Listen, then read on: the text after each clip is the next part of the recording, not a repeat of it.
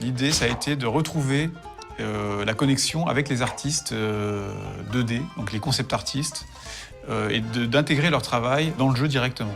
On a envie de retourner aux sources, on a envie de retrouver tous les plaisirs qu'on avait sur le premier Rayman par exemple, les plaisirs d'un platformer, mais avec toute cette beauté et toute cette richesse graphique. Il y a plus de 66 niveaux principaux, mais dans chaque niveau, il y a deux petits niveaux cachés. Donc ça fait une centaine de niveaux cachés. On a le monde de la forêt qui est très bucolique, avec plusieurs variations de nuit, de jour, dans les souterrains, les cavernes, les grottes. Après ça, on a le monde de la musique, qui est un monde assez original, puisque là, ça se passe dans un espèce de désert, peuplé d'oiseaux, un peu étrange. Après, on a un univers un petit peu plus classique, qui est le monde sous-marin, mais qui est très beau, très immersif, il y a beaucoup de passages secrets.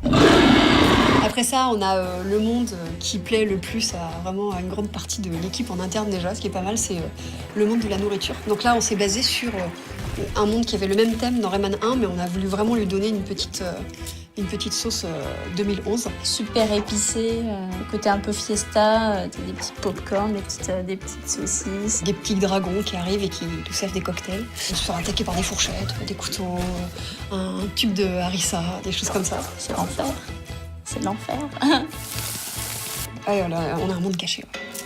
Un monde caché, je sais pas si je peux en parler aussi. Ouais. Pour aller le voir, il faut vraiment le mériter, quoi. C'est-à-dire qu'il faut aimer jouer au jeu, il faut aimer aller chercher toutes les petites choses cachées, aller dans tous les passages secrets. Et, ça fait un peu peur.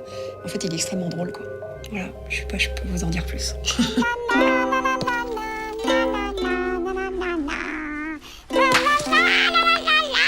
Les personnages de Rayman Origins, ils ont tous un point commun déjà, c'est qu'ils sont tous un peu fous. Ils se plongent dans l'histoire, dans l'aventure, corps et âme, sans réfléchir.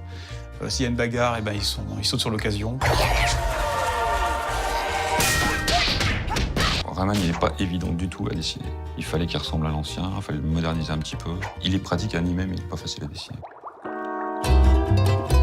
Christophe prépare beaucoup de bases de dessin, il fait beaucoup de crowbars ou effectivement il se colle des claques. Après nous, en tant qu'animateurs, on a toujours ce réflexe de mimer les choses. Et d'ailleurs, c'est assez rigolo parce que je suis toujours seule à mon bureau en train de faire comme ça, ou de sautiller. Voilà, c'est sympa, une bonne ambiance de travail. Les gens ne se moquent absolument pas de moi.